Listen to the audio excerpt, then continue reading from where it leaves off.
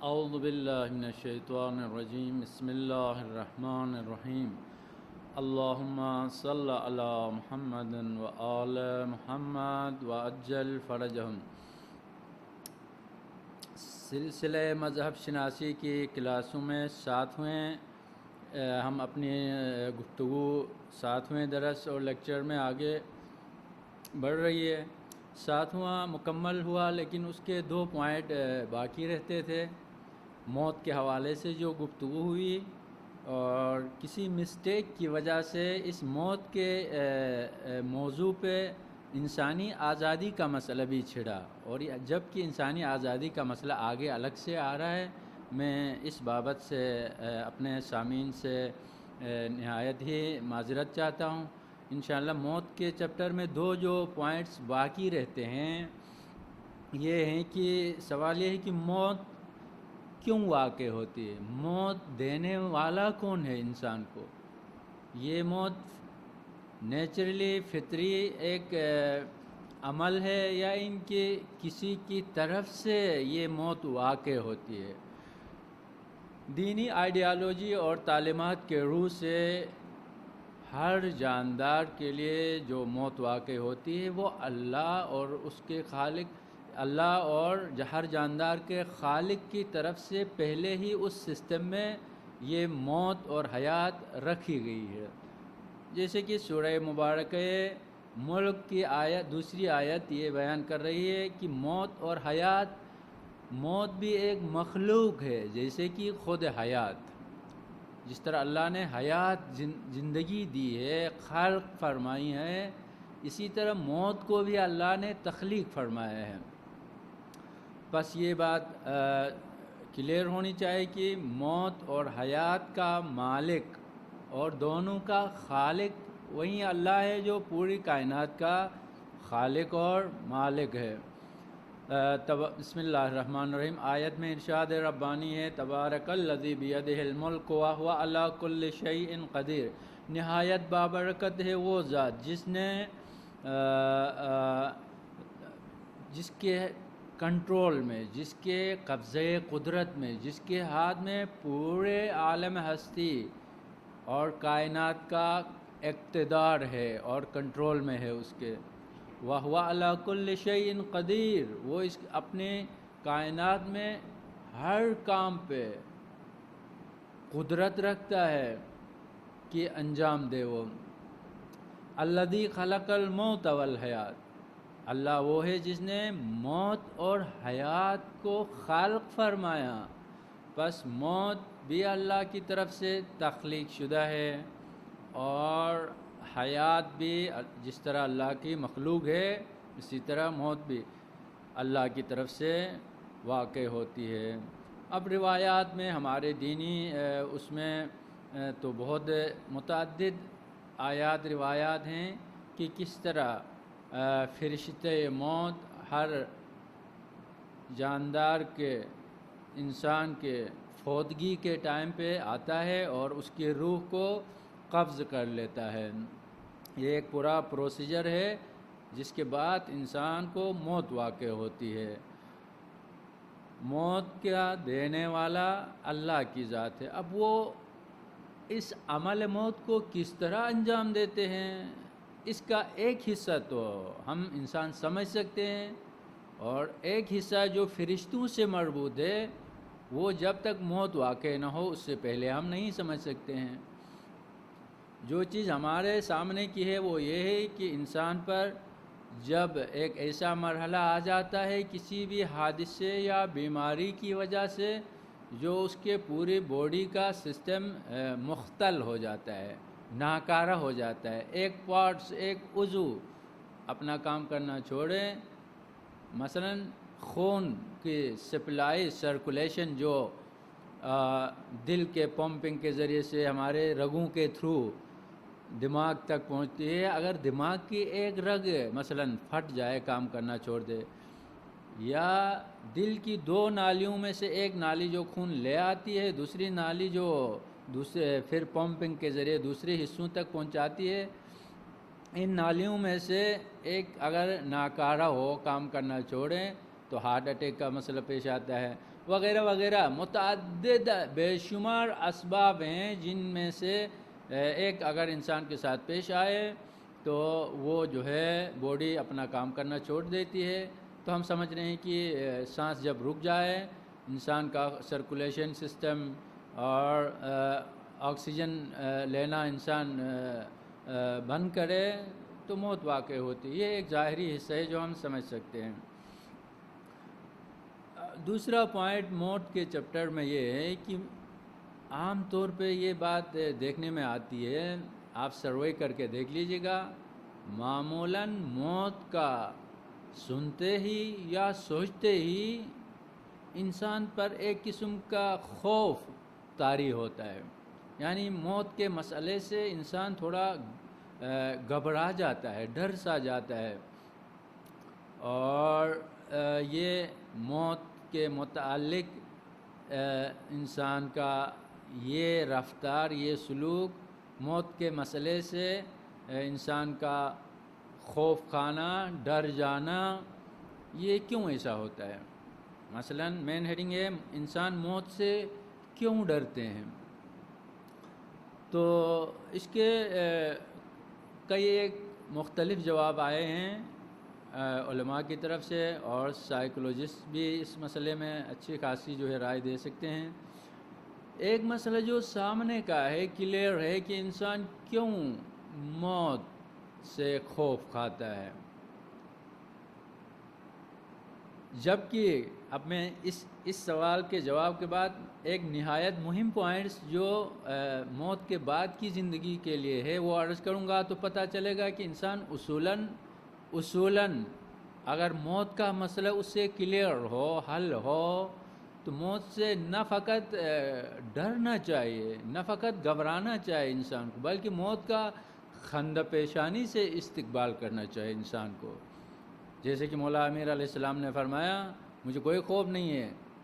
کہ موت میرے اوپر آ پڑے یا میں موت کے اوپر جا پڑوں. کسی بھی جنگ میں مولا نے ذرہ بھر بھی موت کے خوف کو اپنے اوپر سوار نہیں فرمایا، بلکہ موت کے طوفانی موجوں کے سر پہ سوار ہو کے جو ہے مولا نے شجاعت اور شہامت کے جو ہے کرشمے دکھائے دنیا کو. خیر، اب یہ آئیں موت سے کیوں ڈرتا ہے. بات یہ ہے کہ انسان اس محدود زندگی میں جو چند سالوں پہ مشتمل ہوتی ہے، اس دنیا میں آنکھ کھولنے کے بعد جیسے جیسے آہستہ آہستہ تدریجی طور پہ اس دنیا اور دنیا کی چیزوں سے ایک لگاؤ اور ایک محبت اور ایک چاہت اس کے دل میں پروان چڑھ رہی ہوتی ہے. جب آنکھ کھولی، ماں باپ سے محبت، بہن بھائیوں سے، رشتہ داروں سے، دوستوں سے، پھر کھانے پینے کی چیزیں، پھر تھوڑا سے اوپر آئیں جائیداد، مال، دنیا کی لذتیں بہت ساری، اور خلاصہ یہ یہاں کی یہ زندگی انسان ایک طرح سے جو ہے اپنے دل میں بسا چکا ہوتا ہے. اور ظاہر سی بات ہے جب ہم موت کا یہ تصور اپنے ذہن میں بٹھائیں کہ موت ان تمام انسان کے لذتوں کو ختم کرنے والی ہے، انسان کی تمام چاہتوں اور اس کے ارادوں اور اس کے اہداف جو اس نے اپنی دنیا کے لیے بنائے ہیں، ان سب کو ختم کرنے والی ہو، تو ایسے میں انسان موت سے گھبرا سا جاتا ہے، موت سے خوف آ جاتا ہے. دوسرے الفاظ میں انسان اپنی زندگی جو ایک بڑی نعمت ہے، اور ہماری زندگی میں ہمیں ملی ہوئی نعمتیں، ہمارے تعلقات جو ہم جو دنیا کی چیزوں سے ریلیٹڈ ہیں، اولاد ہے، بیوی ہے، ماں باپ ہے، رشتہ دار ہیں، اور یہاں کے مثلاً مختلف جو نعمتیں ہیں، ان سے جب ہمارا دل ایک دفعہ ان کی چاہت ہمارے دل میں جب آئی، تو اب ان سے دل کاٹنا کوئی آسان کام نہیں ہے. جیسے آپ زندگی میں ہی تجربہ کیجئے گا، انسان کسی چیز کو چاہتا ہو دل سے، انسان کسی چیز سے محبت رکھتا ہو، انسان کسی چیز کی طرف رغبت اور میل رکھتا ہو، لیکن اس سے کہا جائے اس چیز سے آپ ہاتھ اٹھائیں، بس زندگی ہی میں انسان اپنی پسندیدہ چیز سے ہاتھ اٹھانے کے لیے تیار نہیں ہے، اور یہ بہت بھاری اور مشکل گزرتا ہے انسان پہ کہ اپنی پسندیدہ چیز سے کٹے، انسان اس سے قطع تعلق کرے۔ اب سب سے بڑی نعمت تو زندگی ہے دنیا کی جو ہم نے دیکھی ہے اب تک، تو جب کہا جائے گا موت واقع ہوگی یعنی اس زندگی کا خاتمہ ہوگا، تو پھر انسان ڈر سا جاتا ہے، خوف طاری ہوتا ہے۔ بس یہ ایک وجہ ہے موت سے ڈرنے کی۔ دوسری ایک وجہ اور بھی آئی ہے جو روایات میں آئی ہے، وہ ہے ہر انسان اپنے اعمال اور اس کے جو ہیں نتائج سے، اپنے اعمال کے نگیٹو ایفیکٹس جو آگے جا کے اس کو واسطہ پڑے گا، سامنا کرنا پڑے گا۔ یعنی اگر گناہ گار ہیں، خطائیں، ظلم کیا ہے، ستم کیا ہے، غلط راستوں پہ چلا ہے زندگی میں، برے اور غلط اور گندے کام اپنی زندگی میں کیا ہے، اپنی روح کو آلودہ کیا ہے، اور خود انسان اپنے نفس کو بہتر جانتا ہے کہ کتنی غلطیاں، کتنی خطائیں اور ایسے کام، ناشائستہ کام جو اس کو انسانی مقام سے گراتے ہیں۔ اب جب یہ دیکھتا ہے انسان موت کے بعد تو عمل کرنے کا وقت گزر چکا ہوتا ہے، اور کام اور ایکٹیویٹیز اور فعالیت اور عمل کی جو ہے فائل کلوز ہو چکی ہوتی ہے، بند ہو چکی ہوتی ہے۔ اب ایسے میں انسان سوچتا ہے کہ میرے نامہ اعمال میں جو کچھ لکھا گیا ہے، اب اس کو تو اس کا حساب چکانے کا وقت آ رہا ہے، اور موت کے بعد اعمال کے حساب کتاب کی جب بات آتی ہے تو انسان ایک نفسیاتی طور پہ ایک خوف اور ذہنی دباؤ اور پریشر پڑتا ہے کہ اس کو اپنے اعمال کا حساب دینا ہے۔ یعنی نفسیاتی لحاظ سے جیسے کہ ایک انسان جو ہر غلط کام اور گناہ کے بعد اس کے دل و دماغ پہ ایک خوف سا رہتا ہے۔ مثلا ایک چوری کرنے کے بعد ہمیشہ اس کے ذہن میں یہ کھٹکا رہتا ہے کہ کہیں سے پکڑا نہ جائے وہ، یا کوئی دو نمبری یا کوئی کرپشن میں مبتلا کوئی انسان، معمولاً اس سے یہ ہمیشہ یہ پریشانی لاحق رہتی ہے کہ اس کے ان غلط کاموں کا اور اس کے غیر انسانی اعمال کا کہیں جواب دینا نہ پڑے، اور وہ جواب بہت سخت ہوگا، لہٰذا اس لیے موت سے گھبراتے ہیں۔ اور معمولاً انسان کی توجہ اس دنیا میں آنے کے بعد دنیا ہی کی طرف ہوتی چاہیے، اور ہونی بھی چاہیے۔ انسان طبعی طور پہ اسی دنیا کے لیے خلق ہوا ہے، اور اسی دنیا میں اگرچہ کچھ محدود عرصے کے لیے ہے، ہماری ساری ضروریات اسی ہمارے اطراف کی دنیا سے فراہم ہوتی ہیں، تو اس دنیا کی جو محبت ہمارے دل میں آتی ہے وہ جو ہے اور اپنی ذات سے محبت، ہر انسان اپنی ایک ایگو، ایک انا رکھتا ہے اور اس کو چاہتا ہے، اور جب دیکھتا ہے موت اس چیز کو ختم کرنے والی ہے، موت زندگی اور زندگی کے تمام نعمتوں کو چھینتی ہے انسان سے، لہٰذا وہ موت سے گھبرا جاتا ہے اور ڈر جاتا ہے۔ یہ عام ایک سوچ ہے، وگرنہ دینی تعلیمات کی جو روشنی میں ہم دیکھتے ہیں تو یہ بات سامنے آتی ہے کہ انسان اگر مسئلہ موت اپنی زندگی ہی میں حل کریں، یعنی موت کا کانسیپٹ اور اس کی حقیقت کو اچھی طرح جان لے، تو نہ فقط موت اس کے